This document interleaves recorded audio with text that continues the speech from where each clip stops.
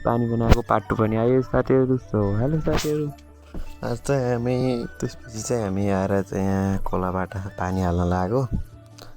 हाम्रो मेन टङ्कीमा आएको चाहिँ पानी जम्मा सानो आएको रहेछ। त्यसपछि साफसफाइ गरेर चाहिँ पानी सानी हालिसकेपछि चाहिँ हामी सुन्तलाको लागि चाहिँ पानी पनि लिएर आएको छौँ त्यहीबाट। त्यसपछि चाहिँ पाइपमा चाहिँ के कसरी पसेको रहेछ, त्यो कसर अनि हिलो लेदो पसेको रहेछ।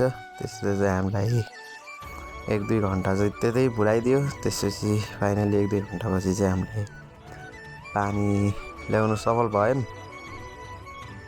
त्यसपछि चाहिँ पानी सानी ल्याएर जोडेर सकेपछि चाहिँ अब यसो वैसेलु रहेछ। त्यसपछि चट्टबाट वैसेलु खायो। एन्ड आजको ब्लगको इन्ड छ।